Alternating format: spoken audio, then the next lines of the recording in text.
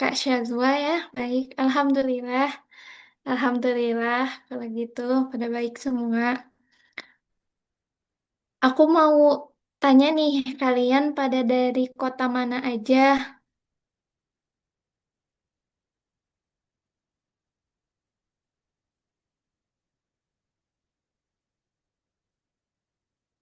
Wah, dari Aceh. Jauh ya. Insya Allah, oh, dari Garut. Dari mana lagi nih? Oh, Palembang. Masya Allah. Wah, jauh-jauh ya teman-teman semuanya. Insya Allah, di malam hari ini kita akan mendengarkan pematerian yang insya Allah berdaging gitu ya teman-teman dan bermanfaat gitu bagi teman-teman malam hari ini. Nah, eh, mungkin biar acara kali ini bisa membawa keberkahan, selanjutnya mari kita buka acara ini dengan membaca ayat suci Al-Quran yang akan dibawakan oleh Teh Ilma. Kepada Teh Ilma, dipersilahkan. Oke, baik. Terima kasih Teh Indah untuk waktu dan juga kesempatannya. A'udzu billahi minasyaitonir rajim. Bismillahirrahmanirrahim. Ya ayyuhalladzina amanu taqullaha wal tanzur nafsum ma qaddamat lighad. Wattaqullah. Innallaha khabirum bima ta'malun. ولا تكونوا كالذين نسوا الله فأنساهم أنفسهم أولئك هم الفاسقون. Wahai orang-orang yang beriman, bertakwalah kepada Allah dan hendaklah setiap orang memperhatikan apa yang telah diperbuatnya untuk hari esok. Bertakwalah kepada Allah, sesungguhnya Allah Maha Teliti terhadap apa yang sedang kamu kerjakan.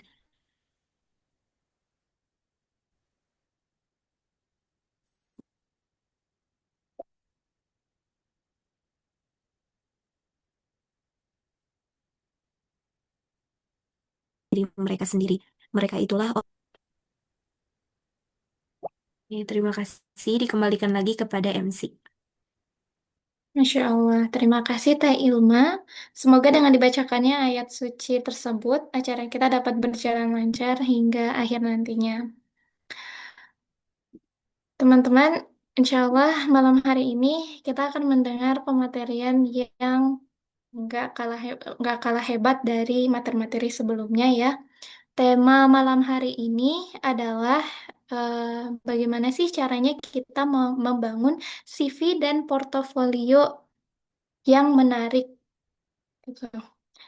Eh, nah, mungkin eh, sebelum kita masuk ke pemateriannya nih teman-teman, teman-teman harus memperhatikan beberapa aturan eh, sebelum kita mendengar pematerian malam hari ini.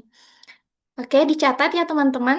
Untuk aturan pertama, kalau sinyalnya kalian aman, tolong on cam ya teman-teman, supaya bisa kelihatan nih muka-muka cakepnya. Terus juga supaya pematerian hari ini tuh bisa enak gitu ya, kalau bagi pemateri maupun kita sebagai penerima ilmunya. Oke, teman-teman tolong on cam. Kemudian pastikan mikrofonnya itu dalam posisi mute ya untuk menjaga agar tetap kondusif selama pematerian berlangsung. Kemudian kalau ada pertanyaan nantinya, tolong dicatat ya teman-teman. Nanti silahkan tanyakan pada sesinya. Dan juga teman-teman silakan mendokumentasikan kegiatan kita malam hari ini dengan di-up di story Instagram dan sertakan tag akun Sakarya Project. Mungkin tanpa berlama-lama lagi nih, silahkan dipersiapkan ya alat tulis maupun alat bantunya agar bisa fokus saat pematerian nantinya. Tapi mungkin sebelum kita masuk ke pemateriannya, kita bakal adain pretest nih teman-teman. Tapi ingat, tapi pretestnya tuh bukan yang nilainya kayak ujian gitu ya teman-teman. Kita nggak bakal ambil nilainya gitu. Tapi kita mau melihat eh, teman-teman udah tahu apa aja gitu sebelum pematerian diberikan. Jadi mungkin panitia yang bertugas silahkan linknya dibagikan. Teman-teman bisa kerjain pretest ini selama 5 menit ya. Dimulai dari sekarang. Silahkan ya teman-teman ditunggu.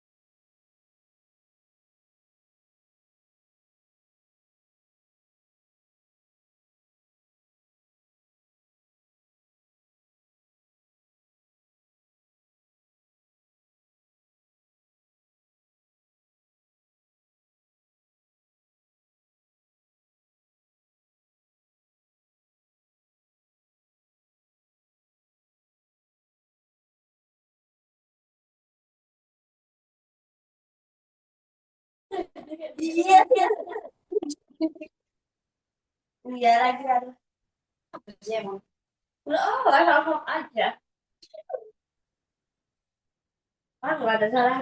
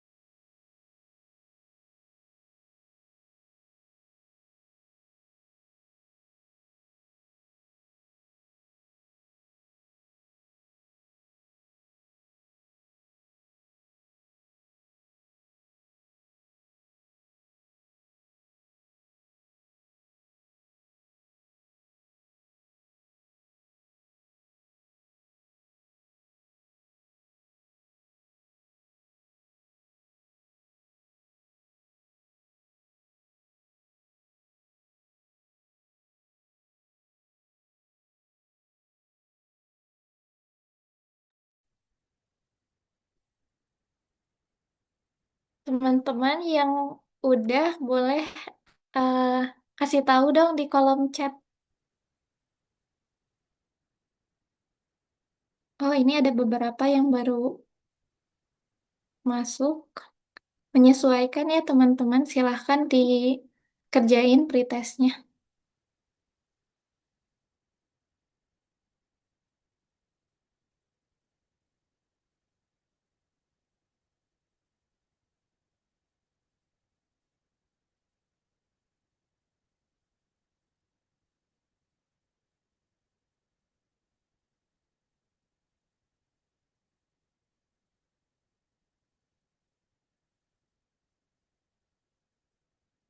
Oke, udah ada yang beberapa yang udah ngisi ya.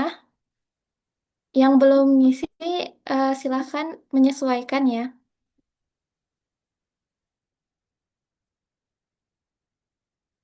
Baik, kita akan lanjut. Selanjutnya, kita akan ke sesi yang ditunggu-tunggu nih. Kita akan menyaksikan pematerian dari dua pemateri yang luar biasa.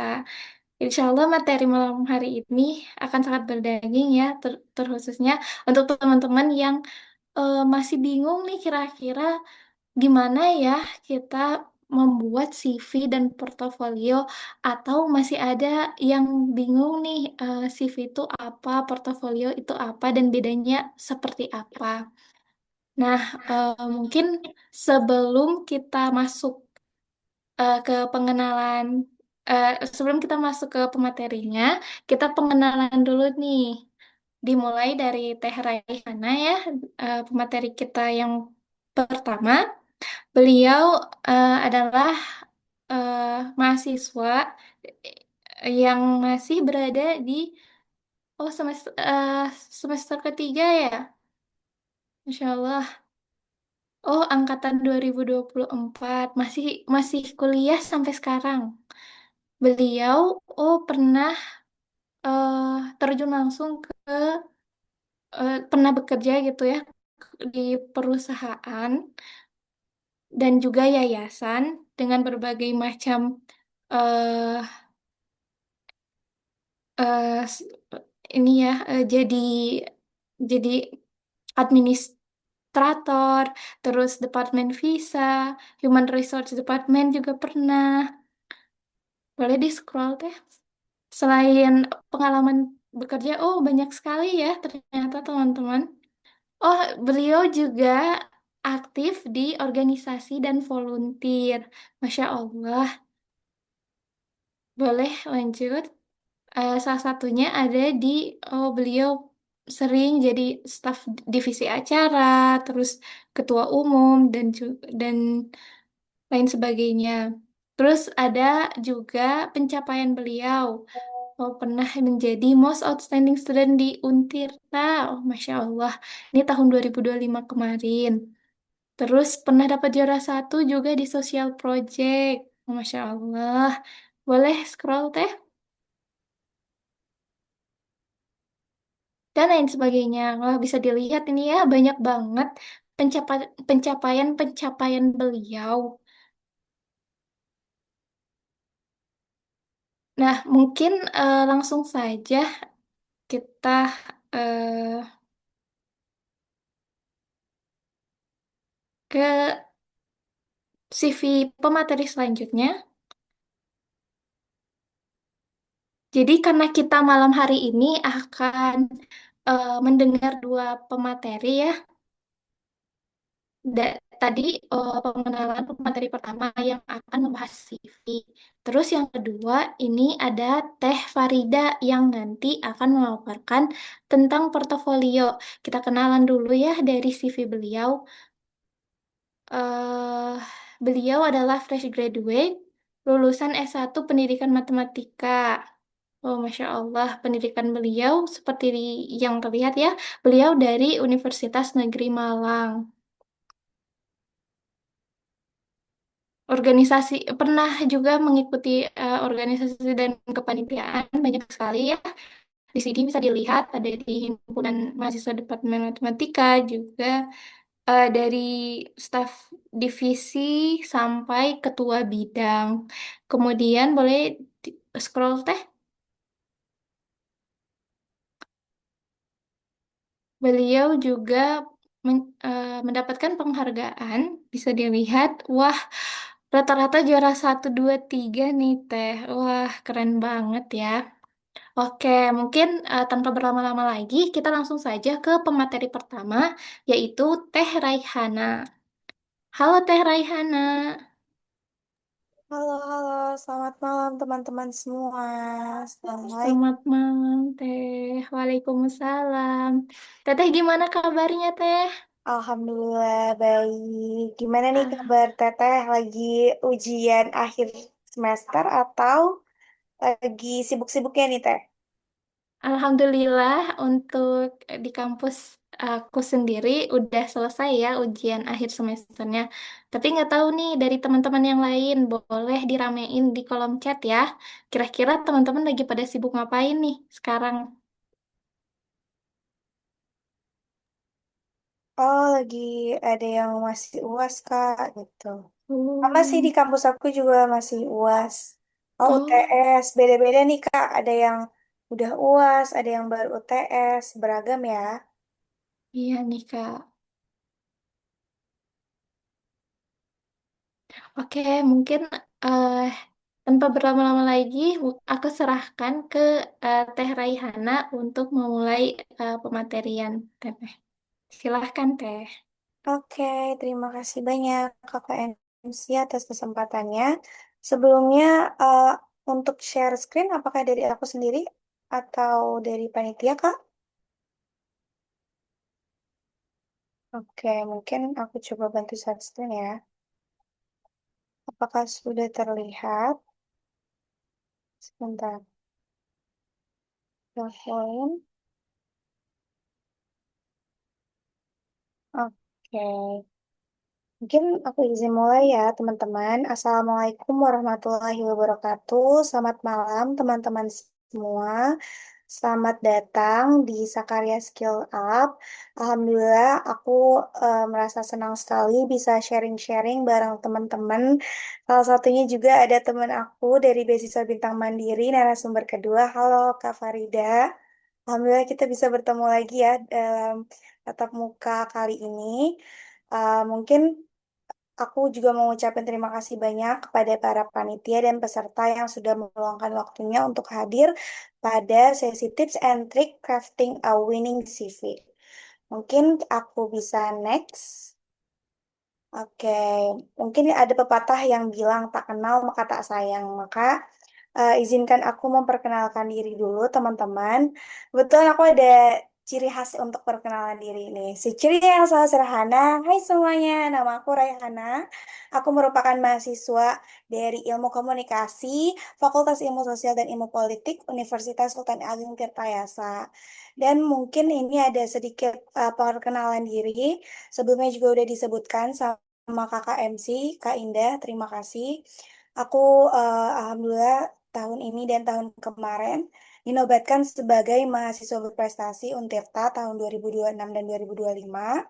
Mawapres 1 Fakultas Ilmu Sosial dan Ilmu Politik, FISIP High Achievement dan Outstanding Achievement Ilmu Komunikasi 2026. Untuk beasiswanya dari Pertamina Foundation dan juga bareng sama Kak Farida, Kak Kaila Nurul Tahira juga di beasiswa Bintang Mandiri. Dan memang aku aktif untuk ikut perlombaan esai, bisnis plan, debat, LKTI, baik itu di kancah nasional maupun internasional. Mungkin aku coba next. Oke, hari ini kita mulai dengan 4 tahapan teman-teman. Aku sebelumnya mau nanya dulu tentang pentingnya CV, mengulik tentang CV, membuat CV, dan kita akan adain workshop ataupun feedback. Jadi nanti di akhir, kalau teman-teman yang ingin dikoreksi CV-nya atau teman-teman yang mau volunteer gitu ya, boleh banget untuk raise hand ataupun on mic. Oke, mungkin aku bisa bilang untuk kita memulai pembelajaran pada malam hari ini, aku suka quotes dari Pak Bob Sadino yang sebelah kiri sini. Beliau pernah berkata, kosongkanlah gelasmu sebelum belajar. Jadi harapannya teman-teman bisa keluar dari webinar ini full daging gitu ya, gelasnya penuh terisi dengan ilmu-ilmu dari aku ataupun dari Kak Farida. Kita sama-sama sharing di sini. Harapannya setelah teman-teman selesai seminar bisa langsung diimplementasikan dalam kehidupan nyata. Oke, jadi mungkin karena aku lebih suka sesi interaktif ya, tadi aku juga lihat banyak nih di kolom komentar yang ramaikan chat gitu. Mungkin aku mau nanya dulu deh sama teman-teman, boleh ya di kolom chat ataupun yang nanti raise hand. Sebenarnya kurikulum Vita itu apa sih teman-teman? Kenapa sepenting itu untuk kita buat CV? Ayo, ada yang tahu? Atau ada yang mau jawab di kolom chat? Oke, mungkin wow, udah mulai banyak yang ngetik nih. Ada yang tahu teman-teman? Ayo kita sesi interaktif aja ya malam hari ini. Mungkin atau dari kakak MC sendiri nih, ada nggak sih kak, kenapa kita harus buat CV gitu? Ayo ada yang berani? Boleh nih Kak dari aku. Jadi menurut aku, kurikulum Vita ini bisa jadi jembatan kita untuk meraih banyak kesempatan. Salah satunya mungkin saja ada kesempatan untuk bisa keluar negeri nih. Dan itu tuh butuh, kebanyakan programnya itu butuh CV kita. Dan gak cuman keluar negeri, sebenarnya di dalam negeri pun banyak kesempatan-kesempatan yang cukup bergengsi gitu ya, yang butuh CV kita gitu. Wow, terima kasih banyak Kak Indah. Bener banget ya teman-teman apa yang dibilang sama Kak Indah. Karena kalau misalkan nih kita mau daftar beasiswa atau kita mau intern atau kita mau student exchange ataupun kita mau ambil kesempatan-kesempatan entah itu di luar negeri ataupun di dalam negeri, sangat penting untuk kita melampirkan CV ini semacam riwayat hidup kita selama hidup ini uh, melakukan kegiatan apa saja, mendapatkan prestasi apa saja, gitu kan. Nggak mungkin kita kuliah selama 4 tahun nggak melakukan apa-apa ya, CV-nya kosong melompong. Nanti kalau ditanya HR, 4 tahun kamu kuliah ngapain? Nanti kan bisa kita lampirkan kurikulum vitae. Oke, mungkin aku next. Wait, apakah sudah muncul? Oke. Di sini aku menjelaskan bahwasannya kenapa sih kita harus bikin dari dan bagusin CV itu sendiri.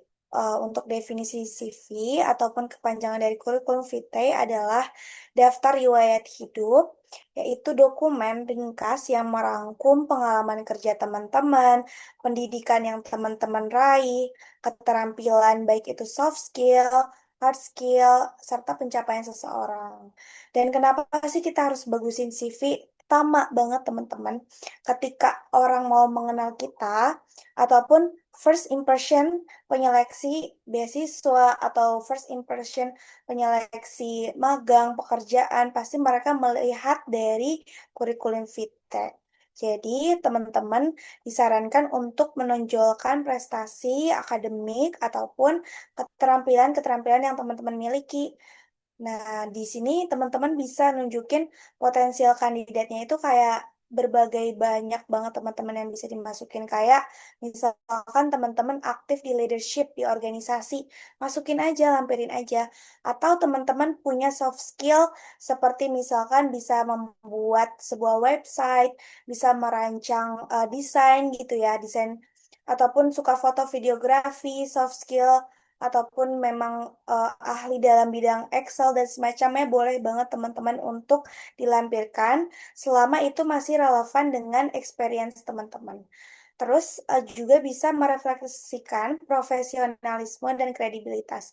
Akan terlihat ketika teman-teman sudah terbiasa untuk mengikuti ataupun sebelum pengalamannya tuh udah ikut berbagai kegiatan, keterampilan, pencapaian-pencapaiannya kan itu akan jauh lebih profesional, akan menumbuhkan rasa kepercayaan diri teman-teman untuk dipercaya pihak luar ataupun pihak kampus dan semacamnya. Dan mungkin ini beberapa kandidat, apakah mereka sudah sesuai dengan kriteria yang dicari pemberi beasiswa? Tuh, aku akan memberikan tanya jawab di akhir. Oke, kita akan mulai dengan mengulik kurikulum vitae. Yang pertama, mungkin teman-teman di sini, oh ada yang balas di chat. Apa nih? Waalaikumsalam Kak, mengulik kurikulum vitae. Nah, mungkin aku mulai sesi interaktifnya lagi teman-teman. Temukan perbedaan dua CV ini. Nah, jadi yang pertama nih, ada yang mau jawab nih mungkin teman-teman. Ini kan dua-duanya sama-sama CV nih. Kanan sama kiri. Sebenarnya mana sih yang salah, mana sih yang benar? Ada yang tahu? Atau mungkin CV teman-teman sendiri masih ada yang di sebelah kiri, atau CV teman-teman ada di sebelah kanan? Ada yang mau volunteer? Oke, ada yang balas di kolom chat. Apa nih? Ini kiri kreatif CV, kanan ATS CV, Kak. Bisa digunakan untuk mencari kerja, Kak. Betul, bisa digunakan untuk mencari kerja. Sebelah kanan, Kak. Oke. Sebelah kanan ATS, betul. Sebelah kiri kreatif CV. Ada yang masih CV-nya di sebelah kiri? Atau ada yang sudah di sebelah kanan? Wow, mulai rame nih. Di kolom chat. Kanan ATS, Kak. Kanan, Kak. Betul. Punya dua-duanya. Wah, keren banget. Mandala punya dua-duanya. Sebelah kanan CV ATSK lebih formal dibandingkan kreatif CV yang di sebelah kiri. Kanan Kak, kanan lebih formal, dua-duanya CV Kak, kanan Kak. Wow, kanan Kak. Oke, kiri Kak, nggak apa-apa teman-teman. Sebenarnya dalam kita berproses itu hal wajar banget teman-teman. Kalau misalkan teman-teman masih di kiri ataupun teman-teman masih di kanan tapi masih kosong itu nggak apa-apa banget. Dan yang betul adalah CV yang kanan ya teman-teman. Ketika mau terjun ke dunia yang lebih profesional, ketika teman-teman mau ikut magang ataupun teman-teman mau exchange ataupun ikut institusi yang lebih besar, peluangnya akan lebih jauh yang kanan. Kenapa? Karena di dunia sekarang ini namanya CV ATS teman-teman.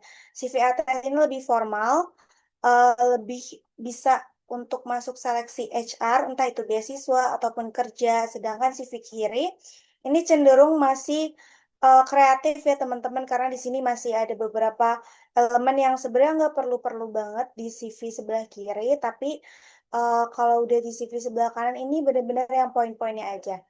Oke, karena semuanya udah benar, kita coba next ya. Aku bahas satu-satu. Oke, untuk dari yang CV sebelah kak kiri, sebentar. Oke, jadi untuk perbedaannya, sebelah kiri ini berdesain kreatif, tadi betul yang jawaban di chat. Mereka pencapaiannya di sini tidak terkuantifikasi. Maksudnya apa? Maksudnya mereka tidak menjelaskan dengan secara gamblang pencapaiannya itu kayak gimana aja. Dan mereka terdapat referensi. Ini sebenarnya nggak perlu ya teman-teman referensi itu ataupun sumber. Sebenarnya cukup benar-benar poin-poin aja. Ketika seorang HR ataupun penyeleksi, karena sebelumnya kan aku pernah menyeleksi anak-anak yang mau apply beasiswa juga. Kita tuh dari banyaknya CV yang masuk, pasti kan pilih yang benar-benar poin-poinnya aja. Kita bakal baca sekilas aja. Makanya aku selalu menekankan CV yang bagus itu ketika mereka bisa melampirkan informasi sebanyak-banyaknya dalam kata yang sesingkat-singkatnya. Jadi di CV ATS ini, kenapa aku bilang dia lebih profesional? Karena yang pertama dia berdesain lebih formal, terus mereka pencapaiannya juga terkuantifikasi dan tidak terdapat referensi. Jadi benar-benar langsung to the point aja teman-teman di sini. First class itu nama, terus lokasi, nomor telepon, email, dan juga di sini ada LinkedIn. Ada education juga, langsung dijelasin IPK-nya berapa, terus sekolah di mana gitu. Terus ada work experience, pengalaman kerja, terus aktivitas teman-teman. Ini termasuk dalam volunteer ataupun teman-teman yang biasa berkegiatan gitu ya, organisasi boleh dimasukin. Ada additional juga, ada university project. Ya, mungkin aku bahas satu-satu. Nah, untuk dari CV yang ATS ini sebenarnya menarik teman-teman. Sebenarnya formasi yang dipakai gitu ya. Umumnya menggunakan application tracking system ataupun yang kepanjangan dari ATS itu sendiri. Contohnya seperti apa? Contohnya seperti ini, teman-teman. Contohnya adalah ketika nama, nomor telepon, email, dan LinkedIn ini satu kesatuan. Ini cukup tiga ini aja elemen yang paling penting yang ada di atas. Gak usah teman-teman masukin alamat rumah, gender, ataupun hal-hal lain kayak yang sekiranya nggak penting kayak keluarga, anak keberapa, terus juga rumahnya tinggal di mana, umur berapa itu nggak usah teman-teman. Karena yang paling penting adalah ketika tiga ini. Terus untuk pendidikan, teman-teman bisa masukin misalkan pendidikan terakhir aja, nggak perlu sampai TK. Saya TK di Ar-Rahman, saya SD gitu. Mungkin kalau dari aku pribadi, profesional itu ketika SMA sama kuliah. Kalau SMP boleh sih kalau teman-teman masih SMA dan mau kuliah nggak apa-apa masukin SMP. Cuman yang lebih relevan ketika teman-teman sudah kuliah itu cukup melampirkan SMA aja, seperti CV aku di awal. Terus untuk pengalaman kerja, di sini teman-teman bisa memasukkan kayak misalkan asisten peneliti, terus sebelah kanannya itu ada lokasinya, misalkan lokasinya di Indonesia, di mana di Bogor. Kapan dari Juli 2023 sampai sekarang. Terus teman-teman tambahin lagi nih poin-poinnya kayak misalkan kan yang poin-poin sebagai asisten peneliti itu ngapain aja sih? Kayak misalkan dia mendukung program penelitian dengan memperoleh, melaporkan, dan menganalisis data. Teman-teman jelasin aja, tapi nggak perlu panjang-panjang banget. Yang penting poinnya tuh nyampe, intinya tuh ada gitu. Terus juga di sini ada memimpin tim yang terdiri dari tiga orang dalam merancang dan melakukan eksperimen mencapai efisiensi alur kerja 90%. Dan berapa sih panjang CV ATS? Standarnya adalah 1 sampai 2 halaman aja, teman-teman. Sekali lagi aku ulangi, 1 sampai 2 halaman aja. Kenapa mentok sampai 2 halaman? Karena kalau misalkan HR ngelihat CV kalian 9 lembar, 10 lembar itu nggak akan dibaca sepenuhnya, teman-teman. Mereka akan baca poin-poinnya aja. Apa sih yang kalian mau tonjolin di sini? Apa sih yang mau kalian jual dari CV kalian gitu. Terus bahasanya apa yang dipakai tergantung beasiswa, tergantung instansi yang teman-teman lamar. Umumnya untuk beasiswa S1 dalam negeri menggunakan bahasa Indonesia, tapi boleh juga menggunakan bahasa Inggris. Jadi disesuaikan aja ketika teman-teman mau lamarnya kira-kira di kancah internasional, itu pasti menggunakan bahasa Inggris. Tapi kalau teman-teman masih melamarnya di dalam nasional, itu it's okay banget masih menggunakan bahasa Indonesia. Apakah ada web CV converter? Nah, teman-teman sebenarnya kalau misalkan teman-teman masih bingung, Kak, aku bingung startnya dari mana, ada kok beberapa website yang bisa ngebantu teman-teman untuk buat. Kayak di sini ada Resume AI, ada Enhance CV, ada Till, ada Kinobi, dan semacamnya.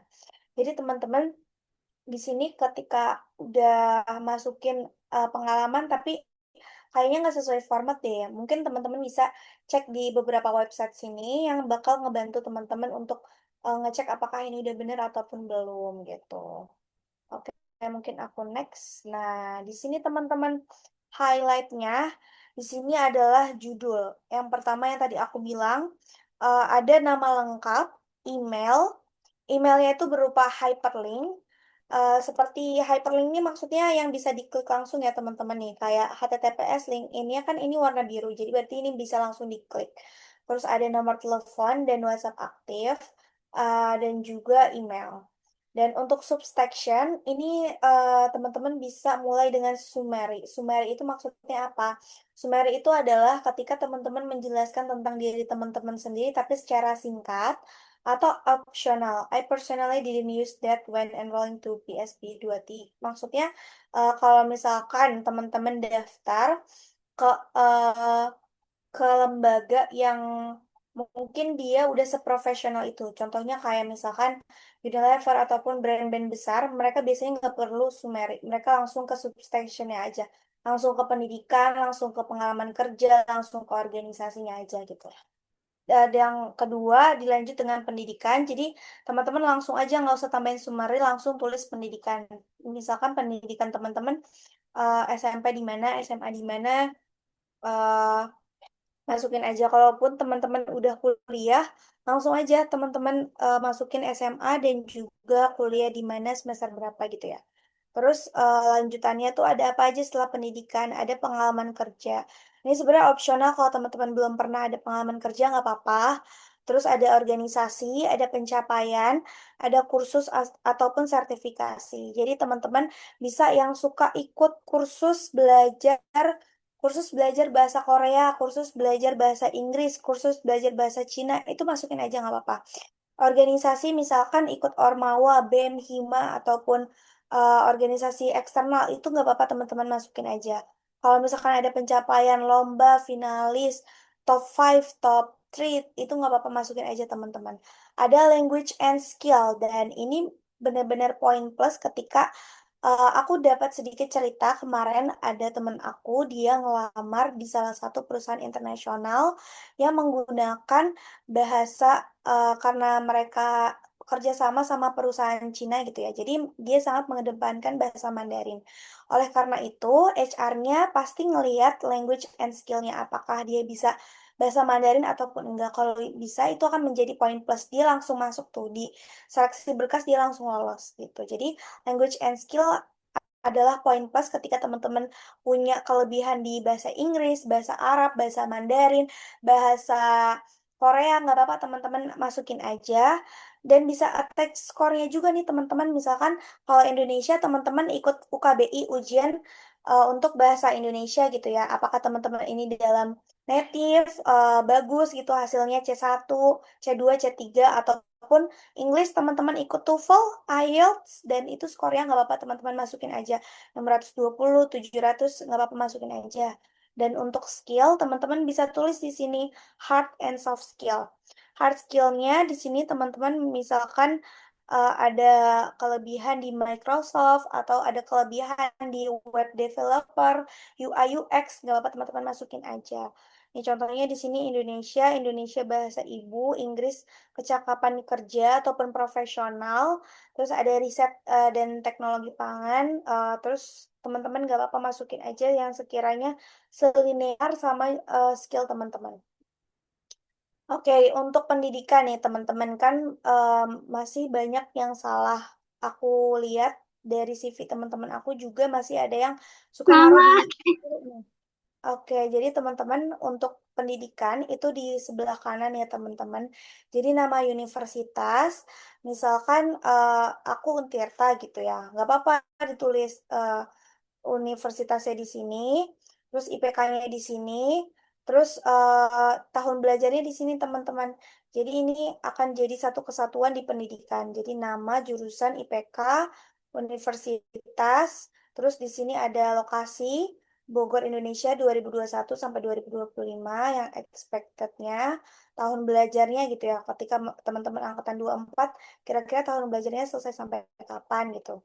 Ada jurusan dan IPK. Dan untuk pengalaman, untuk setiap pengalaman ini penting banget teman-teman untuk menuliskan ini di pojok kanan. Sekali lagi tuliskan di pojok kanan. Itu teman-teman bisa tulis lembaga ataupun perusahaan ataupun organisasi yang teman-teman ikuti. Jangan lupa cantumkan jabatan atau peran teman-teman.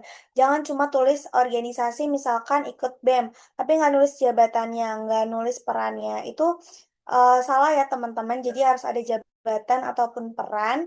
Kalau bisa ada lokasi lebih bagus lagi. Jadi misalkan teman-teman udah berorganisasi nasional nih, ada di Bogor, ada di Klaten, ada di Jogja, tulis aja teman-teman. Itu akan jadi nilai plus. Dan juga jangan lupa cantumin tahun. Tahun misalkan di sini Januari 2023 sampai Juni 2026 gitu. Jadi penjelasan kegiatan dalam bullet points. Bullet points ini teman-teman yang ada bulat-bulat ini nih. Nah, teman-teman bisa elaborasi lagi ketika merasa, oh Kak, ini informasi yang di atas itu kurang untuk aku masukin, masih ada beberapa hal yang nggak aku notice di atas gitu. Nah, teman-teman bisa tulis di bullet point ini, di bawah-bawah. Dan tulis semua pengalaman dalam setiap subsection berdasarkan yang baru terjadi. Misalkan, yang paling atas baru banget terjadi, misalkan kalau aku baru jadi Mawapres Untirta 2026, berarti aku nulis itu paling atas. Terus bawahnya aku tulis lagi Mawapres Mahasiswa Berprestasi Untirta 2025. Jadi diurutkan berdasarkan yang baru saja terjadi ataupun recent gitu. Jadi setiap tahun kan pasti ada progres atau perkembangan. Jadi teman-teman bisa menyesuaikan untuk ikut yang tahun paling terbaru dulu gitu teman-teman. Oke, aku next dulu. Untuk keywords, keywords itu adalah kata kunci teman-teman. Ketika teman-teman mulai membuat CV, itu kan pasti ada kata kunci. Kata kunci itu bisa ngehook HR ataupun siapapun yang menyeleksi ketika mereka membaca CV. Tujuannya apa sih? Tujuan seleksinya adalah mencari kandidat sesuai dengan kriteria yang dicari. Misalkan, eh, kalau kita mau lamar beasiswa nih, dia mau cari orang yang aktif organisasi dan berprestasi dalam waktu yang bersamaan. Berarti keywords yang paling atas dia lihat adalah ketika di organisasi, di section organisasi ini. Lalu lanjut ke section pencapaian. Gitu, jadi keyword emang sepenting itu teman-teman. Karena kata kunci dalam CV itu bisa langsung mencocokkan profil kandidat dengan kriteria yang diterima. Nah, terus kan mungkin teman-teman bingung kayak, Kak, aku nggak tahu nih keywordnya apa. Aku terlalu banyak, misalkan teman-teman mengikuti semua kegiatan. Keywordnya itu bisa disesuaikan teman-teman. Yang pertama, teman-teman analisis dulu. Misalkan, aku lagi mau ikut beasiswa unggulan, Kak, atau beasiswa Pertamina gitu ya. Nah, teman-teman tulis aja kriteria yang diinginkan si penyeleksi beasiswanya. Kalau aku kemarin waktu daftar beasiswa dari Pertamina Sobat Bumi, aku tulis karakteristik aku sebagai mahasiswa yang aktif dan juga peduli terhadap lingkungan. Aku tulis tuh kata kuncinya, misalkan aku aktif lingkungan tuh dalam kegiatan apa, volunteer, terus aku juga aktif dalam membuat kampanye peduli sampah dan semacamnya gitu. Jadi teman-teman harus benar-benar ngelihat kriteria seperti apa sih pelamar yang mereka mau cari gitu, skill apa yang mereka butuhkan, kualifikasi apa yang mereka perlukan gitu. Terus teman-teman pahami juga misi mereka, lihat tema yang sedang dikerjain serta profil award di sebelumnya. Biasanya kan kalau misalkan ikut beasiswa ataupun ikut kegiatan pasti kan ada alumninya ya, ataupun ada orang yang bersedia jadi mentor. Teman-teman bisa tanya, manfaatin waktu bertanya itu, eh, tanya-tanya aja, bilang, Kak, gimana sih misalkan orang penyeleksi ini mau cari kriteria yang seperti apa gitu. Terus yang ketiga, gunakan keyword yang relevan. Teman-teman, sekali lagi bisa melakukan step 1 dan step 2. Gak apa-apa teman-teman kalau misalkan baru sampai di buletinnya cuma satu nih, misalkan cuma dari mendukung sampai diabetes, gak apa-apa. Gak harus langsung buletinnya dua. Yang penting teman-teman ada kata kunci yang bisa nge-highlight pekerjaan teman-teman gitu. Oke, next. Ada action verbs di sini. Action verb adalah kata kerja kuat yang digunakan dalam CV untuk secara ringkas dan efektif menjelaskan keterampilan, pengalaman, dan pencapaian. Sehingga CV terlihat lebih kuat dan meyakinkan bagi perekrut. Nah, jadi gini teman-teman, ketika teman-teman mulai memperhatikan untuk CV bahasa Inggris ya terutama, eh, perhatikan tensinya teman-teman di sini ketika aku nih misalkan aku angkatan 2024. Berarti aku masuk 2024 sampai present. Present tuh sekarang gitu. Ini masuk ke dalam lead dan verbal one gitu kan. Begitupun dengan 2022 ataupun 2000 sampai 2023. Jadi perhatiin banget tense-nya. Misalkan teman-teman angkatan 26, kira-kira perkiraannya sampai kapan ya? Kalau teman-teman nggak bisa memperkirakan, it's okay teman-teman tulis aja present gitu ya. Kayak aku nih, 2024 sampai present gitu. Terus untuk go beyond itu adalah ketika teman-teman bisa ngelit secara ya teman-teman bisa sebagai director ataupun teman-teman sebagai chair ataupun ketua, ketika ketua organisasi, ketua volunteer, ketua panitia gitu. Kalau misalkan ada poin-poin sebagai leader, teman-teman masukin aja gitu. Sesuaikan dengan beasiswa ataupun sesuaikan dengan institusi yang teman-teman mau capai. Ketika yang pertama nih, kan beasiswa itu banyak banget teman-teman. Kalau for your information, ada beasiswa inovasi. Mereka pasti mencari orang-orang yang ahli dalam merancang konsep, mendesain, memelopori, merintis, dan sebagainya. Jadi usahakan CV teman-teman itu selinear sama tujuan tujuan si beasiswa inovasi itu. Begitupun dengan beasiswa kepemimpinan. Ada rumah kepemimpinan, ada beasiswa perintis, dan beasiswa-beasiswa yang memang mengarahkan awardingnya untuk menjadi seorang pemimpin. Mungkin teman-teman bisa nunjukin bahwa, oh sebelumnya saya pernah memimpin loh, saya pernah jadi ketua, ataupun teman-teman ngasih tahu gimana cara memobilisasi sebuah organisasi, mengerahkan, mengadvokasi, dan juga membimbing. Jadi teman-teman di situ jabarin aja semuanya yang selinear. Terus ada juga beasiswa penelitian. Ketika teman-teman mau melamar untuk kegiatan itu, pasti kan teman-teman ada kegiatan ataupun pencapaian yang sebelumnya pernah menginvestigasi, mengkuantifikasi, dan juga memvalidasi itu agar kuat, agar penyeleksinya kayak, oh nih anak sebelumnya pernah loh menginvestigasi, oh sebelumnya pernah loh memvalidasi sebuah penelitian. Itu akan menjadi poin plus untuk orang-orang yang melamar, kayak gitu. Oke, next. Untuk bullet point nih, paling banyak pertanyaan bullet point kayak, Kak, aku cuman ada nama, tahun, kegiatan, lokasi Indonesia gitu, tapi aku nggak ada bullet point nih yang dua ini nih teman-teman. It's okay, nggak apa-apa teman-teman. Yang penting adalah kuncinya konsisten dalam satu subsection. Jadi di sini teman-teman kan ini sebutnya satu subsection nih. Ketika satu ini udah terpenuhi, diawali dengan action verb yang tadi aku bilang. Bullet point pertama dia menjelaskan peran. Kayak misalkan di sini civil engagement associate menjelaskan peran sebagai mensurvey klien potensial dengan melakukan riset primer melalui profil bisnis dan kinerja keuangan. Yang bullet point kedua sampai ketiga, penjelasin aja capaian ketika kamu udah memenuhi peran itu, capaiannya apa? Kalau di sini capaiannya berhasil mengamankan kesepakatan dengan 100 target klien selama 2 minggu lebih awal dari jadwal, berkontribusi pada 70% keuntungan organisasi selama periode kuartal pertama, gitu teman-teman. Jadi ada strukturnya, nggak asal cuman CV gitu aja. Jadi strukturnya di sini ada BP1, aktivitas plus objek plus metode plus tujuan. Jadi misalkan contohnya kalimatnya ada mencari klien potensial dengan melakukan riset primer. Nah, mencari ini kan sebuah aktivitas nih teman-teman. Dan klien potensial ini objek ditambah metode.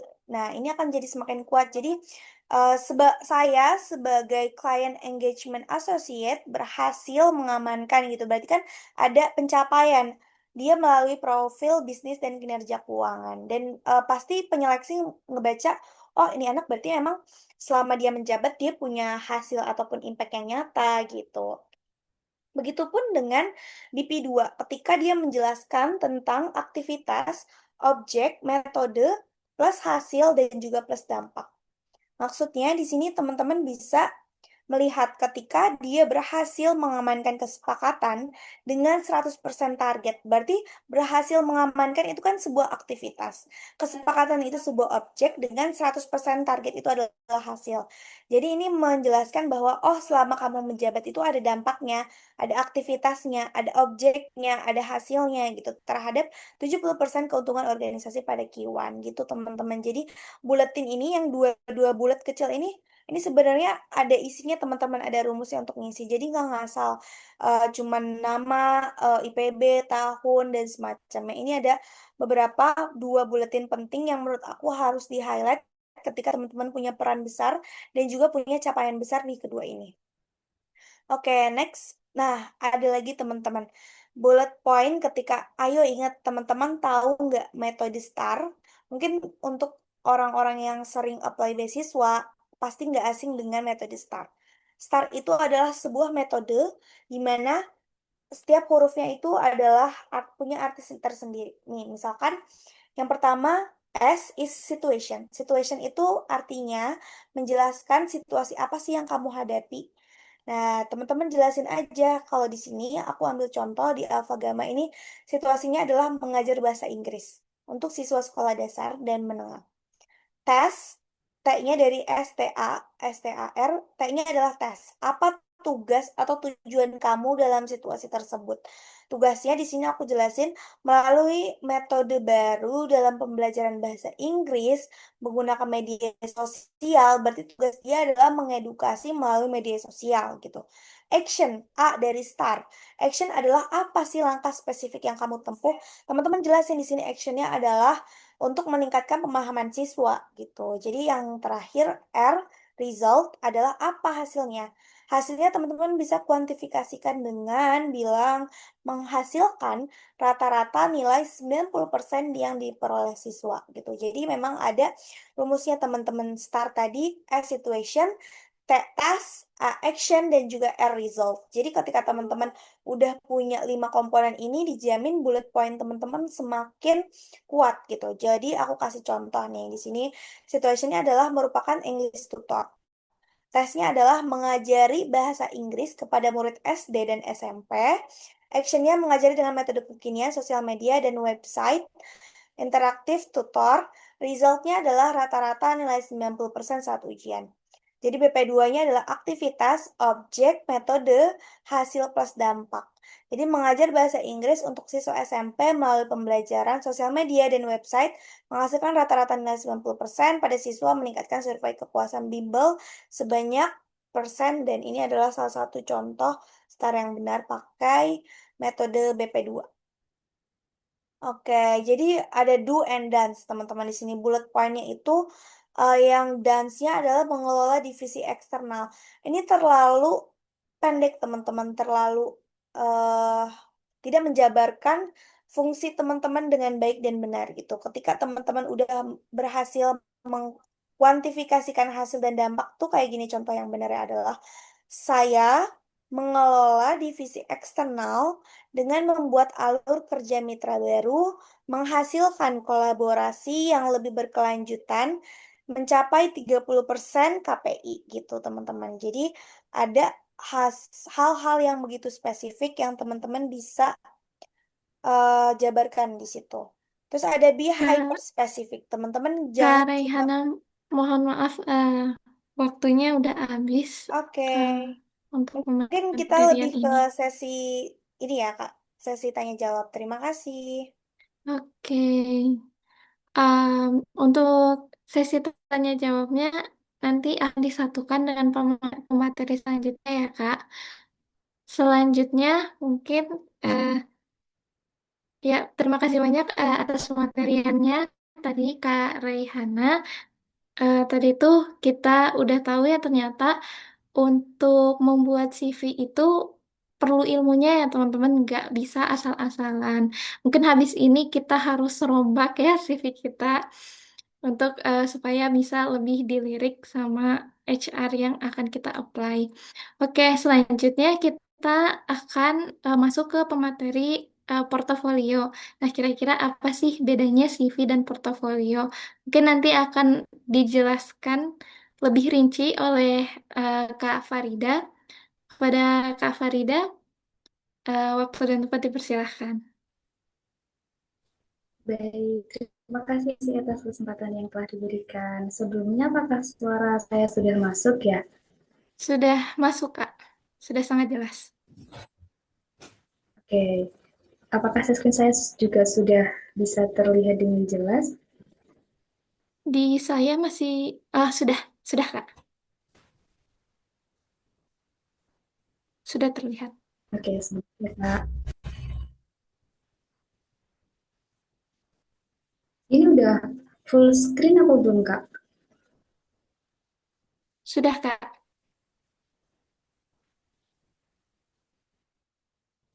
Oke, Assalamualaikum warahmatullahi wabarakatuh. Selamat malam teman-teman semuanya.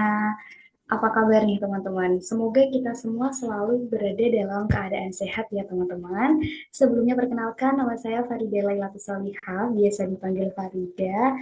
Dan hari ini saya akan berbagi pengalaman kalian bagaimana sih cara kita untuk merancang portofolio. Nah, sebelum dimulai, saya mau tanya dulu nih sama teman-teman. Siapa di sini yang pernah mikir, aku itu sebenarnya punya banyak pengalaman Kak, tapi bingung cara nunjukinnya gitu. Atau mungkin aku ini masih mahasiswa gitu, belum pernah kerja, jadi kayaknya belum punya portofolio deh Kak. Atau nih yang paling sering portofolio itu sebenarnya apa sih Kak gitu. Nah kalau pernah mungkin kalian bisa coba tulis di kolom chat. Nah, teman-teman, ternyata banyak orang yang kehilangan kesempatan itu bukan karena mereka itu nggak hebat, teman-teman. Bukan juga karena mereka itu nggak punya kemampuan, tapi ternyata karena mereka itu tidak bisa menunjukkan kemampuan mereka dengan baik. Padahal di era sekarang nih, kemampuan saja itu ternyata nggak cukup. Kalau diibaratkan sebagai media sosial, skill itu seperti foto yang keren di HP kita. Tapi kalau nggak pernah diupload, ya orang lain nggak akan pernah tahu kan.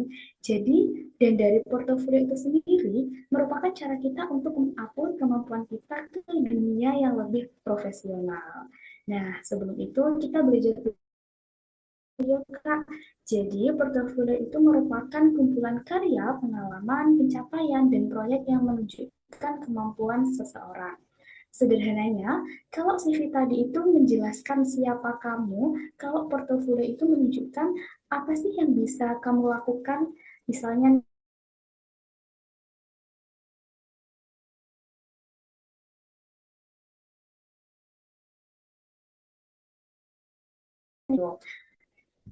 kemudian saya juga mau berbagi sedikit rumus bahwasanya skill ditambah bukti itu bisa menghasilkan sebuah kepercayaan. Karena kalau cuma skill tanpa bukti, itu tuh masih dianggap sebagai klaim. Misalnya nih saya bilang, saya itu public speaking-nya bagus gitu. Teman-teman mungkin akan langsung percaya nggak? Bisa saja nggak langsung percaya kan, tapi kalau saya menunjukkan sertifikat MC saya, dokumentasi saya ketika menjadi moderator, video saya saat presentasi, itu baru bisa meyakinkan teman-teman. Nah, portofolio itu bisa membantu kalian untuk lolos magang, lolos kerja, mendapatkan beasiswa, dan juga membangun personal branding. Yang selanjutnya, pertanyaan, Kak, aku tuh belum punya portofolio gitu. Saya cuma mau bilang sesuatu bahwasanya sebenarnya hampir dari semua mahasiswa itu sudah punya portofolio. Cuman terkadang kita itu belum sadar aja gitu. Coba kita lihat deh, kita tuh pernah kan bikin tugas kuliah yang terbaik, terus kita pernah ikut organisasi, pernah menang lomba, pernah mungkin mengedit video, pernah mungkin jadi kepanitiaan, dan lain sebagainya. Jadi sebenarnya kita itu sudah punya bahan untuk membuat portofolionya, tapi kadang emang kita nggak sadar aja gitu.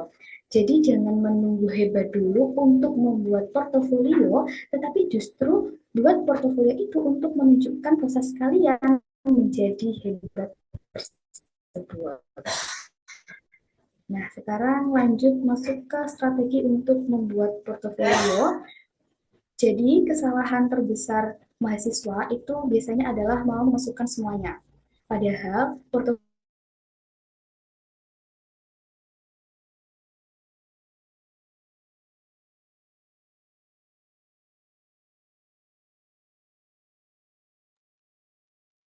Halo Kak Farida,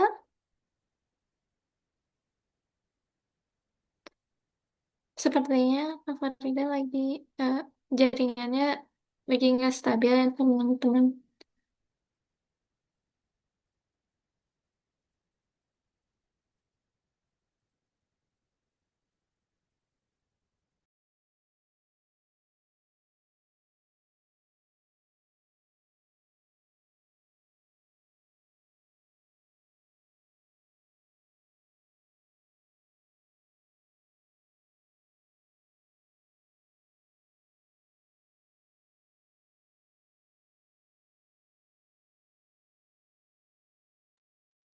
Halo Kak Farida, iya barusan terpental. Sekarang sudah iya aman atau masih? sudah aman Kak. Mungkin bisa dibantu dari panitia untuk share screen-nya Kak, supaya internetnya Oke, lebih stabil. iya boleh Kak. Oke.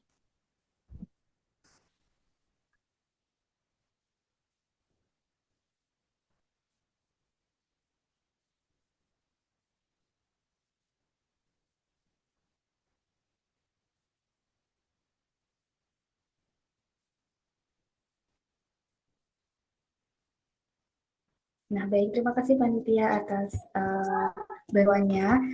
Nah, sekarang kita masuk ke strategi nih.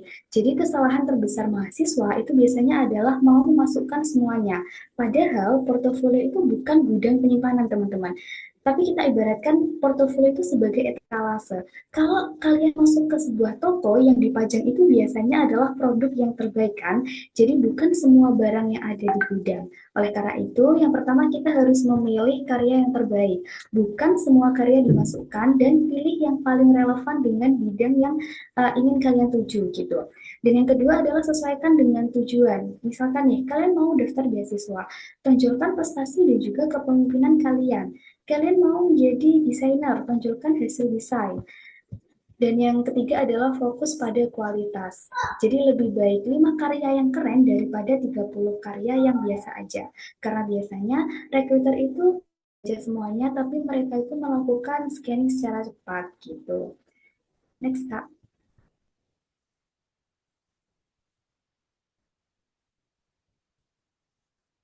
Nah, yang selanjutnya adalah struktur portofolio yang menarik.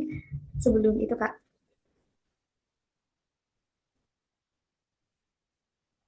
nah, jadi isi dari portofolio itu gimana sih, Kak? Yang pertama, tentunya ada cover ya, teman-teman. Di dalam cover itu biasanya ada nama,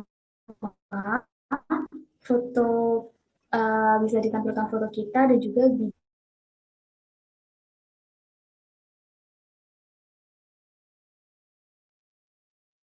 Maaf Kak Farida, suaranya hilang.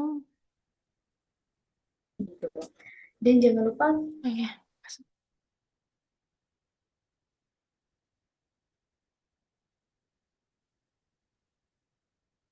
halo.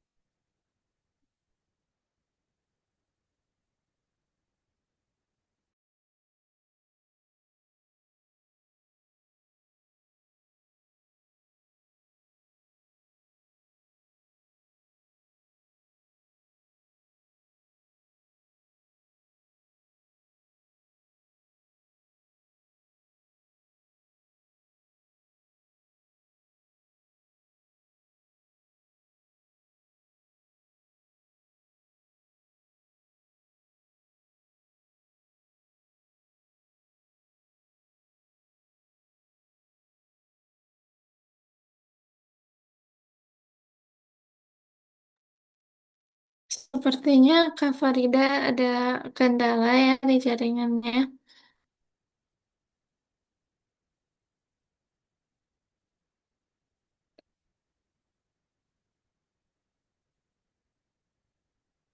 Di sini sambil menunggu Kak Farida buat join lagi, aku mau nanya nih teman-teman di sini udah pada bikin portofolio belum ya? Sharing-sharing dong.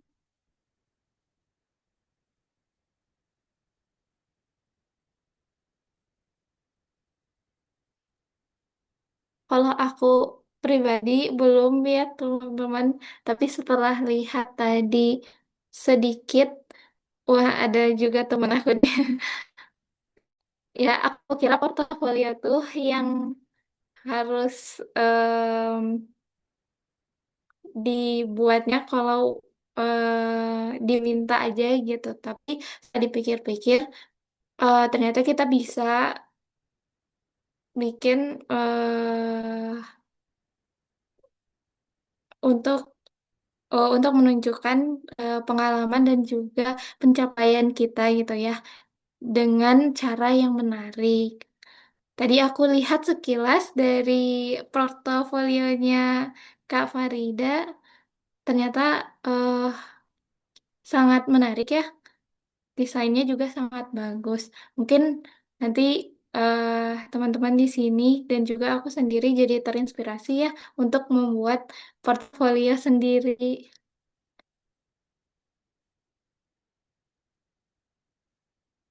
Gimana nih menurut teman-teman sejauh ini materi dari Kak Farida mengenai portofolio? Bagi-bagi dong pendapatnya.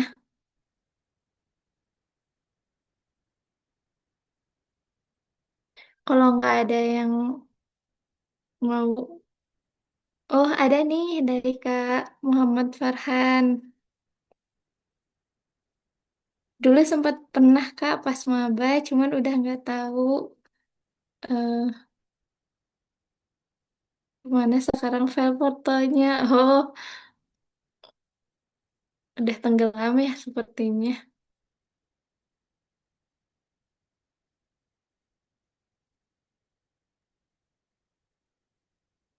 Ini dari Kak Sri, ilmunya daging banget Kakak, terjawab semua yang mau ditanyakan dan juga mulai ada susunan rencana aku mau buat portofolio menarik. Wah, bagus banget ya. Semoga benar-benar diterapin ya.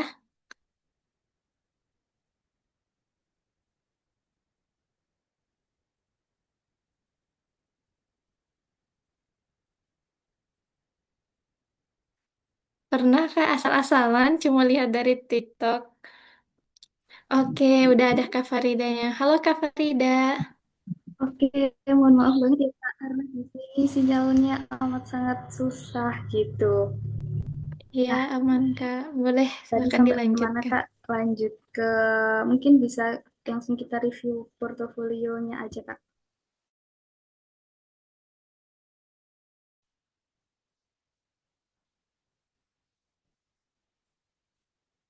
Nah, teman-teman, jadi struktur portofolio yang menarik itu tadi, yang pertama ada cover ya, teman-teman.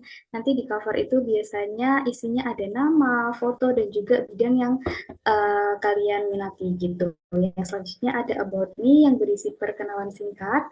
Yang selanjutnya ada skill yang berisi hard skill dan juga soft skill. Yang selanjutnya ada experience dan juga project. Di sini kalian bisa berbagi pengalaman yang relevan dan juga proyek terbaik dari kalian. Yang selanjutnya kalian juga bisa menambahkan achievement dari teman-teman, baik berupa prestasi ataupun mungkin sertifikat pelatihan-pelatihan yang kalian ikuti gitu. Dan tentunya jangan lupa menambahkan kontak aktif yang bisa dihubungi. Seperti itu. Next, Kak.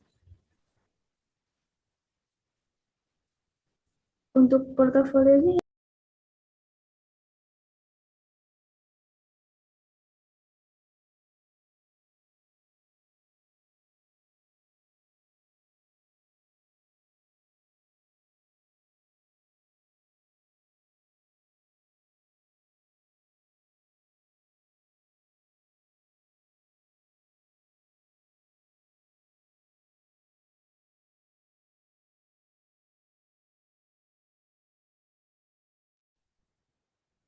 Ya, sepertinya Kak Farida keluar lagi.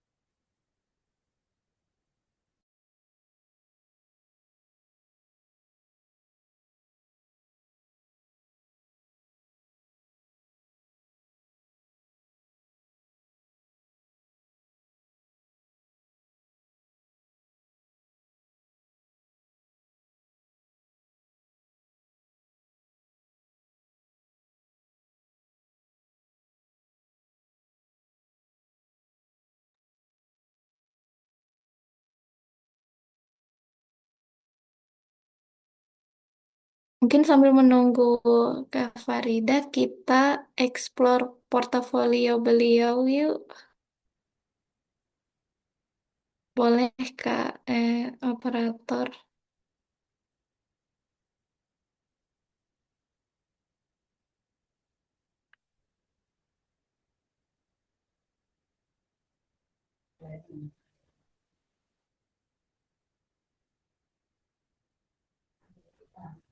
ya teman-teman, Oh, karena udah ada tadi nih. terpenting.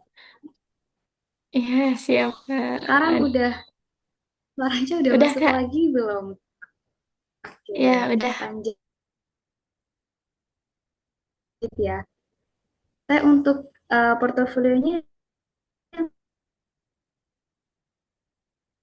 satu yang di Gimana? PPT.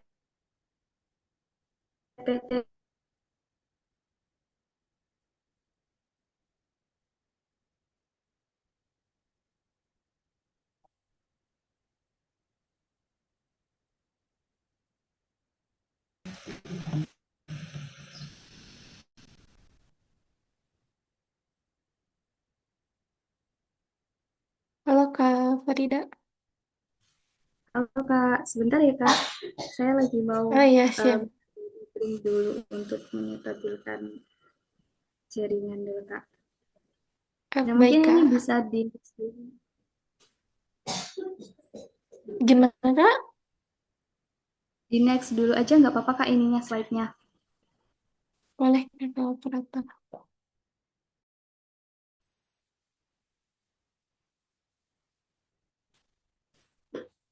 Oke, jadi teman-teman untuk portofolio apa sih bedanya portofolio yang biasa sama portofolio yang bikin di LinkedIn?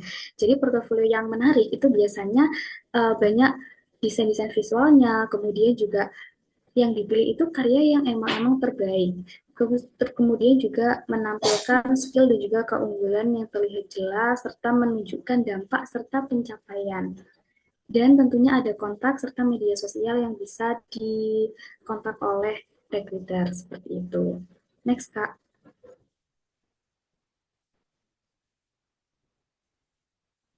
Nah, mungkin next lagi, Kak.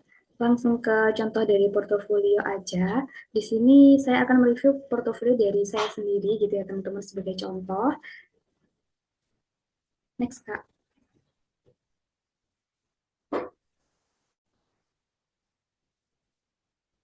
Nah, untuk portofolio sendiri, biasanya di slide pertama itu menampilkan cover yang berisi tentunya ada judul, kemudian ada foto, dan portofolio ini milik siapa sih gitu, dan tentunya ada bidang yang kita minati seperti itu. Next, Kak. Yang nih, di sini kalian bisa mencari akan singkat di kalian, nggak harus banyak, mungkin 4 hingga 6 kalimat saja cukup. Tentunya kalian bisa menambahkan kontak kalian di sini bisa dihubungi oleh recruiter yang melihat portofolio dari kalian seperti itu. Next Kak.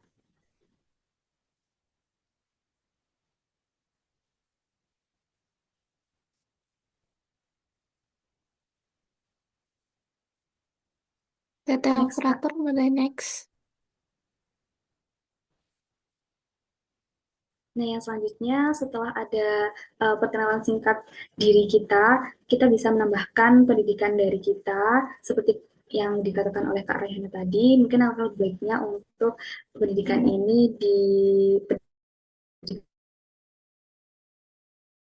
terakhir, dan hard skill dan juga soft skill kita. Di sini saya juga menambahkan software skill yang saya miliki dan juga saya menambahkan CV saya yang ini bisa diakses, di mana ketika diklik ini juga bisa langsung ke CV saya seperti itu. Nah, untuk tutorialnya sendiri, biasanya kalian bisa membuat CV ini, membuat portofolio ini lewat Canva, itu biasanya ada untuk membuat barcode seperti ini, teman-teman.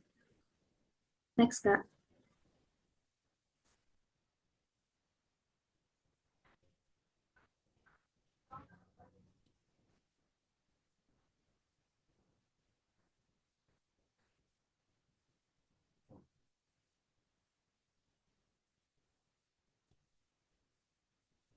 Data operator boleh next.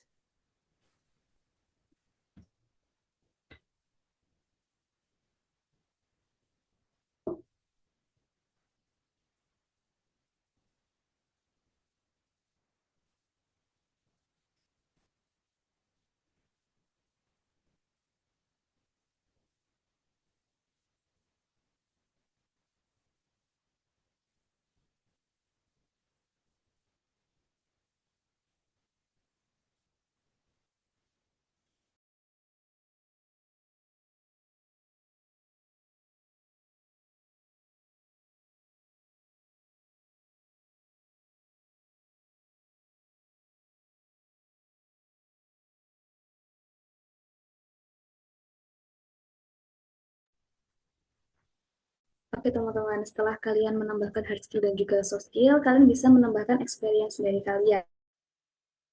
Mungkin dari sasi dan juga dari magang kalian. Kalian bisa meng-highlight di sini beberapa pengalaman yang kalian dapatkan selama perkuliahan, baik kuliah ya gitu. Dan juga jangan lupa menambahkan dokumentasi karena di portofolio itu sangat penting untuk menambahkan beberapa dokumentasi sebagai pendukung gitu. Next.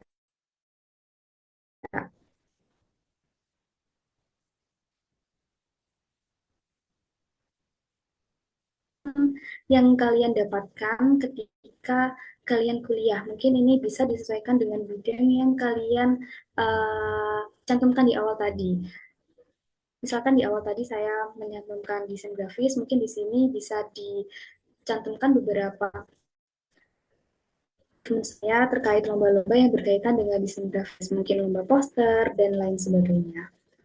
Next, Kak. Nah, yang selanjutnya adalah pengalaman saya. Jadi tadi di awal itu ada chapter yang pertama itu terkait dengan pengalaman. Di sini saya menambahkan pengalaman penelitian saya. Jadi saya tuh pernah menerima pendanaan dari PKM. Ini di sini saya cantumkan di portofolio saya tambahkan dokumentasi serta saya tunjukkan juga luaran apa sih yang saya dapatkan ketika saya mengikuti PKM itu, di mana luarannya itu terdapat media sosial, kemudian ada HKI, kemudian ada publish artikel, dan lain sebagainya. Next, Kak.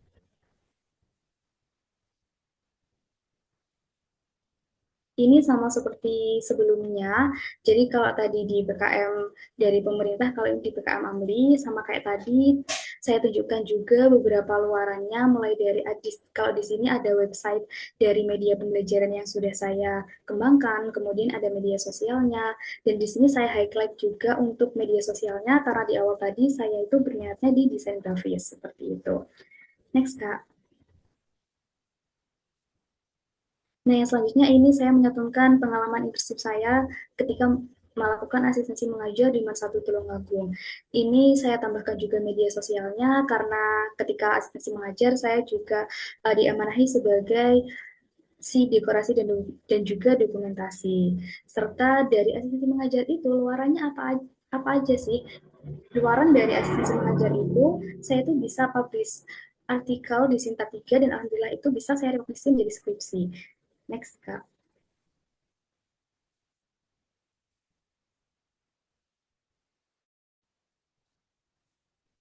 Yang selanjutnya ini ada pengalaman internship. Mungkin dari kalian yang pernah mengikuti magang itu bisa dicantumkan juga pengalaman-pengalaman kalian di sini.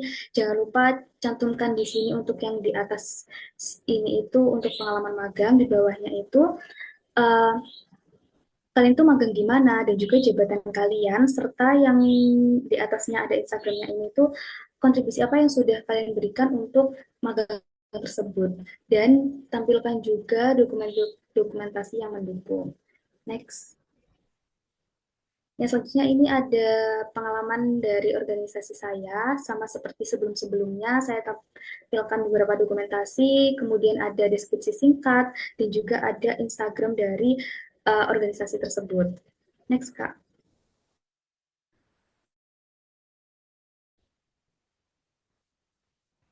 Yang selanjutnya adalah chapter 2, itu adalah graphic design, karena saya kan berfokus di bidang graphic design. Nah, ini ada desain poster yang pernah saya buat dengan uh, ketika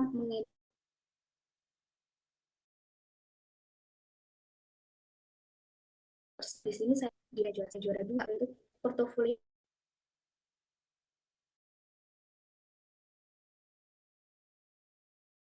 kita itu ternyata ini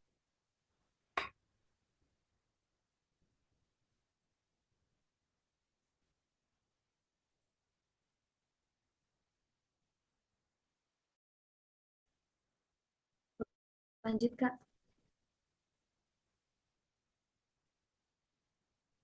Oke, yang selanjutnya ini juga ada pengalaman saya menjadi sosial media editor dari kandidat college. Kalian juga bisa menambahkan Instagram dari organisasi tersebut. Jangan lupa menambahkan deskripsi singkat dan juga karya-karya kalian. Dan untuk kurang lebih next yang lain itu sama, isinya adalah karya-karya saya di graphic design, yang mana saya mungkin beberapa sosial media dari komunitas dan juga organisasi seperti itu.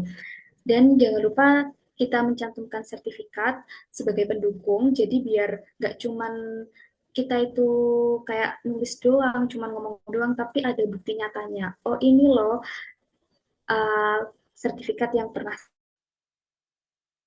saya dapatkan gitu, dapat dihubungi. Karena percuma juga kalau misalkan CV kita bagus, terus portofolio kita bagus, tapi ternyata nggak ada kontak yang bisa dihubungi gitu.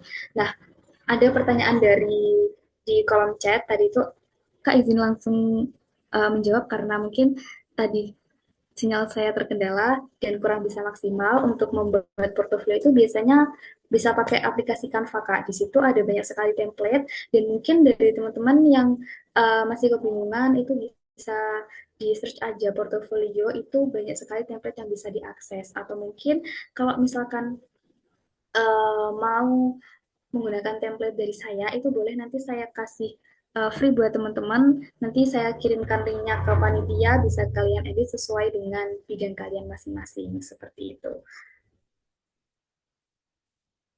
Dan mungkin sekian yang bisa saya sampaikan dan mohon maaf atas kendala-kendalanya. Ada kurang lebihnya, saya mohon maaf yang sebesar-besarnya. Wassalamualaikum warahmatullahi wabarakatuh. Waalaikumsalam warahmatullahi wabarakatuh. Masya Allah. Keren banget ya Kak portofolionya. Dan terima kasih banyak atas pematerian yang sudah diberikan. Mungkin selanjutnya kita akan langsung aja nih ke sesi tanya jawab. Pasti teman-teman semua udah pada menampung pertanyaannya ya. Oke, boleh. Mungkin kita akan langsung saja ke penanya pertama dari Kak Monika. Boleh Kak di on mic. Ya, Ya. terima kasih Kak Indah atas kesempatannya. Perkenalkan, saya Monica Agnesia, izin bertanya Kakak narasumber. Yang pertama, seperti kita lihat juga ya saat ini tuh kan banyak mahasiswa dan juga fresh graduate itu berlomba-lomba untuk mempercantik CV dan juga portofolio dengan melalui berbagai sertifikat. Tidak tidak sedikit juga recruiter yang mulai kesulitan membedakan mana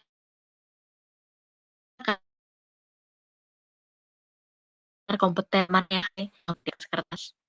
Nah, pertanyaan saya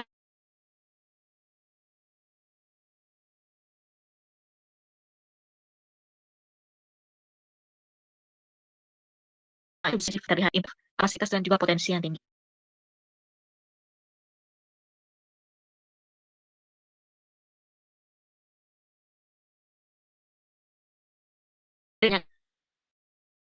Dari nilai lihat dari CV dan juga portofolionya.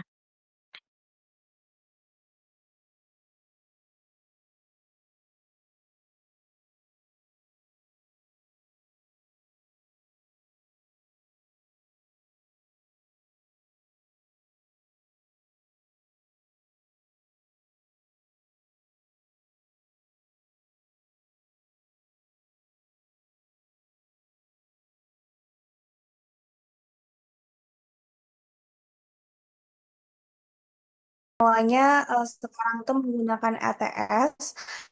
Karena kalau teman-teman ketahui pun yang menggunakan ATS, dia tidak menggunakan metode-metode yang aku jelasin tadi. Ada metode STAR, ada metode yang subtraction, terus juga beberapa bahkan mereka tidak menjelaskan bullet points itu dengan baik dan benar. Dan gimana sih cara kita bisa tahu gitu ya, bisa melihat apakah si penyeleksi itu benar-benar tertarik ataupun enggak itu pasti dilihat dari kuantifikasi hasil dan dampaknya. Maksudnya ketika mereka memang punya impact untuk sekitar, punya dampak yang nyata, itu pasti kelihatan kok mau sebagus apapun CV-nya, pasti mereka bisa ngebedain. Apalagi kalau misalkan teman-teman tadi pakai action verb yang aku ajarin tadi, ketika kita nggak ngejelasin secara rinci, kayak misalkan tadi yang aku bilang cuman ngejelasin saya aktif di ini tanpa memperjelaskan tesnya seperti apa, terus nggak menyesuaikan dengan tujuannya apa, terus keywordnya juga nggak disesuaikan, itu pasti ada poin-poin plus di mana pasnya itu akan jatuh kepada orang yang lebih menghasilkan hyper spesifik kayak contohnya tadi aku bilang, jangan cuma bilang mengajar bahasa Inggris untuk SMP, tapi bilanglah mengajar bahasa Inggris untuk siswa SMP menggunakan metode media sosial dan website untuk meningkatkan pemahaman siswa dan menghasilkan nilai 90% dari siswa. Jadi impactnya ada, hasilnya ada, dampaknya nyata gitu. Jadi akan selalu dilihat dari kuantifikasinya, Monica. Gitu. Terus untuk selain dari keyword tadi, ada juga action verb. Jadi memang harus diterapin yang aku bilang beberapa rumus tadi. Kalau misalkan pengen outstanding CV, pengen berbeda CV-nya dari puluhan ribu CV gitu.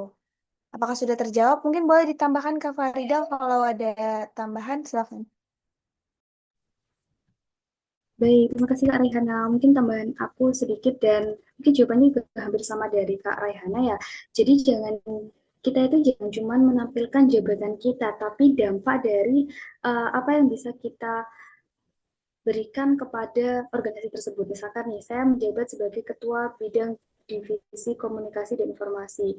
Kemudian di situ itu saya ngapain aja itu bisa dijelaskan baik lewat CV ataupun lewat portofolio yang lebih rinci lagi dan juga menambah bukti-bukti seperti mungkin dari kenaikan followers itu juga bisa ditambahkan seperti itu. Jadi kita bisa menambahkan dampak dari apa yang kita tulis tadi.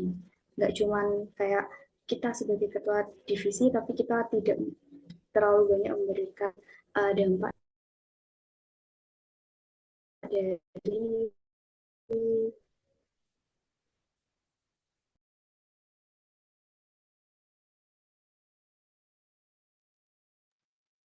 Iya, terima kasih Kak Raihana dan juga Kak Farida atas jawabannya.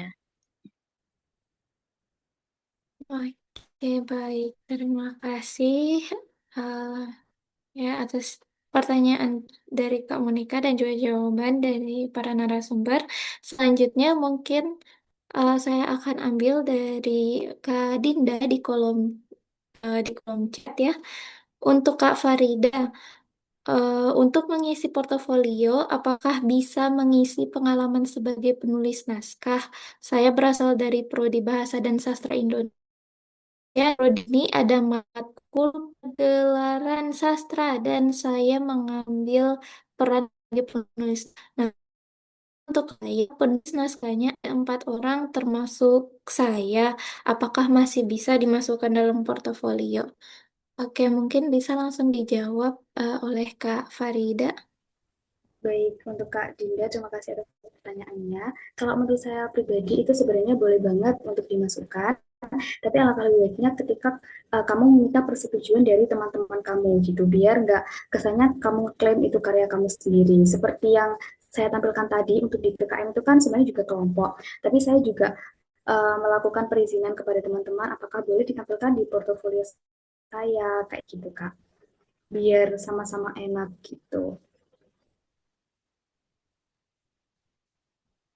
Oke, dari Kak Dinda, apakah sudah terjawab, Kak? Baik, mungkin sambil menunggu konfirmasi dari Kak Dinda, ada pertanyaan lagi. Oke, terima kasih eh, Kak Dinda dan juga Kak Farida. Terima kasih atas jawabannya. Boleh dari teman-teman yang lain, apakah ada pertanyaan lagi?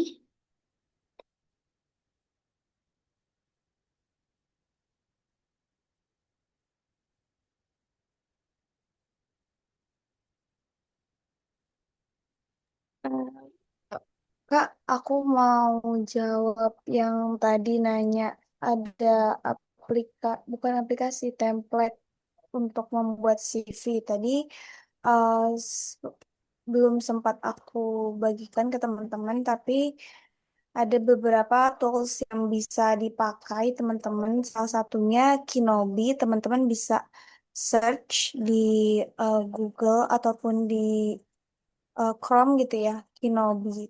Kinobi itu cukup lengkap sih dan dia formatnya udah ATS ya teman-teman. Jadi tinggal masukin pengalaman teman-teman tahunnya, dia langsung ada CV Builder sebutannya.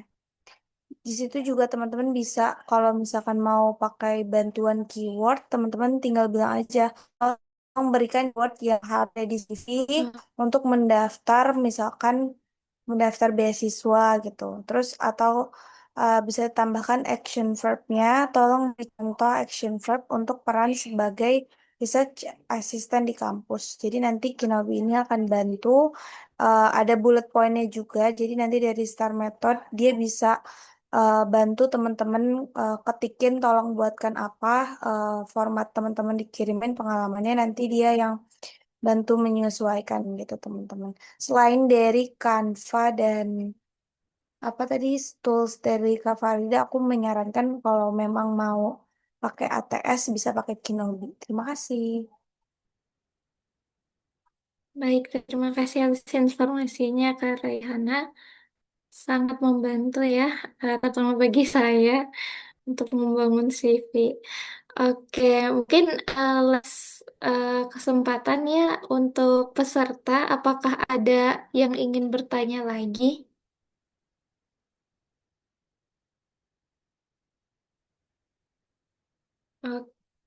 Oke, sepertinya udah nggak ada lagi ya yang ingin bertanya. Eh,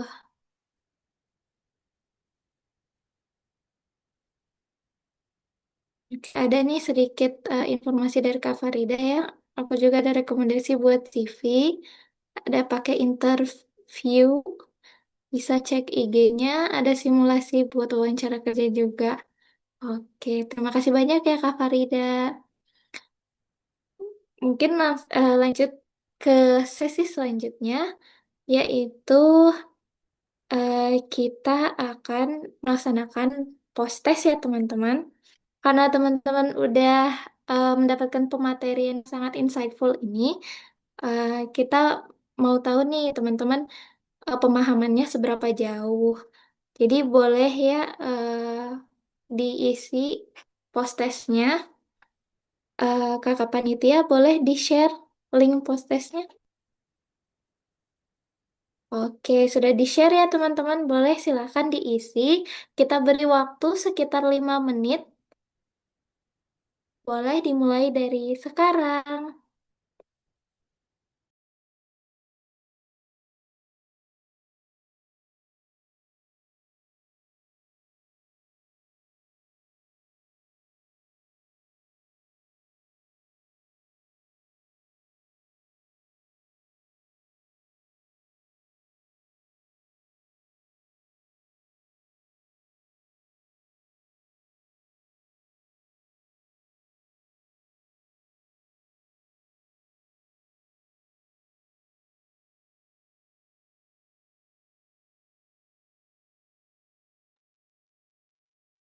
Oke, mungkin kita tunggu dulu ya dari panitia untuk memperbaiki link post testnya.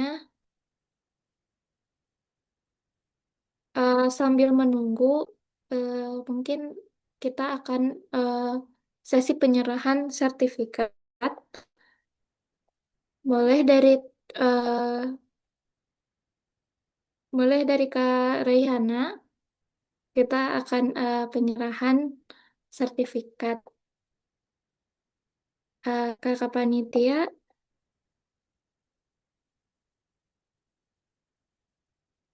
operator boleh di.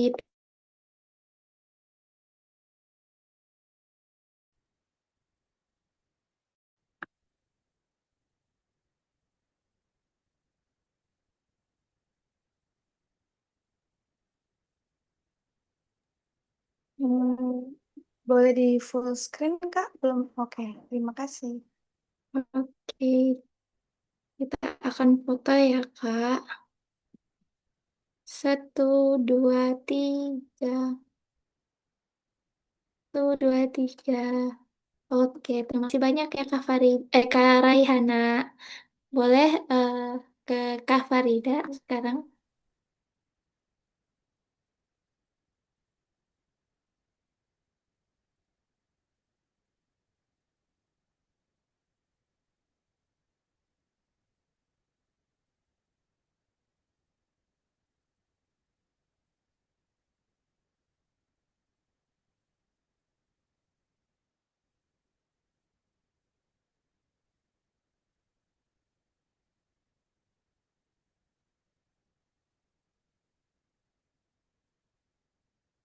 Oke. Siap ya Kak? Satu, dua, tiga. Satu, dua, tiga. Oke, terima kasih banyak ya Kak Fadel.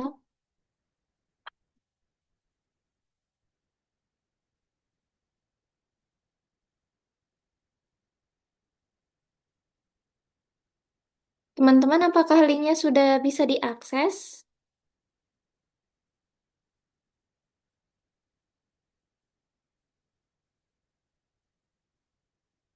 Sudah, oke. Boleh ya ditunggu 5 menit dari sekarang, silahkan diisi.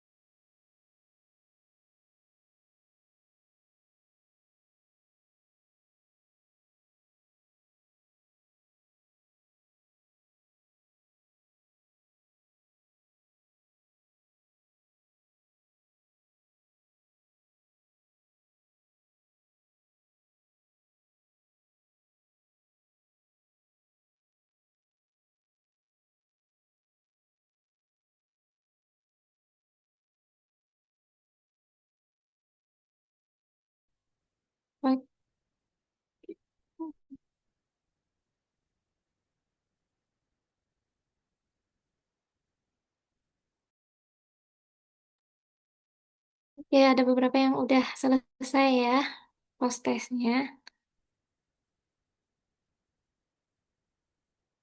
Kita tunggu sebentar lagi ya, teman-teman.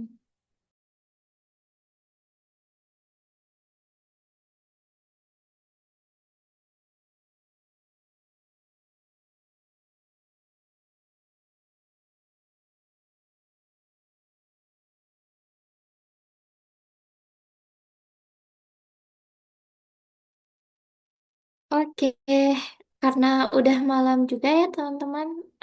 Jadi kita akhiri untuk waktu pengisian post testnya. Selanjutnya kita akan sesi dokumentasi. Boleh yang bisa on cam, silahkan on cam.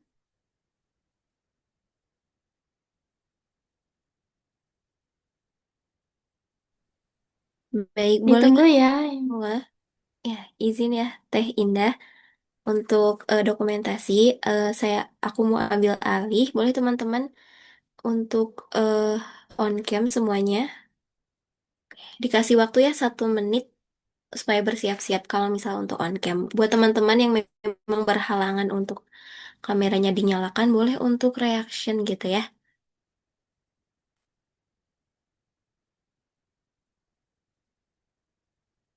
Oke. Mohon maaf teh, ini kameranya bermasalah, nggak bisa on cam kayaknya. Oke, kalau nggak bisa on cam boleh reaction aja ya. Oke, sudah ya. Oke, siap untuk slide pertama. Oke, 1, 2, 3.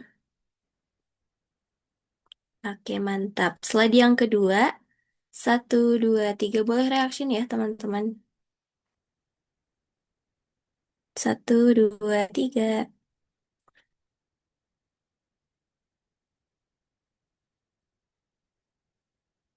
Oke, sip. Sudah, terima kasih teman-teman. Baik, terima kasih banyak Kakak Panitia. Oke, tidak terasa ya sudah di penghujung acara malam hari ini. Terima kasih banyak atas kedua pemateri yang sangat hebat. Ilmunya alhamdulillah sangat insightful. Semoga bisa diterapkan ya untuk teman-teman semua di sini. eh Akhir kata di sini saya Indah sebagai MC pamit undur diri. Mohon maaf apabila terdapat banyak kesalahan dalam proses dalam pelaksanaan di acara hari ini. Eh saya pamit undur diri. Wassalamualaikum warahmatullahi wabarakatuh. Waalaikumsalam Waalaikumsalam warahmatullahi warahmatullahi wabarakatuh. Terima kasih juga teman-teman semuanya. Selamat malam. Semangat terus ya. wabarakatuh.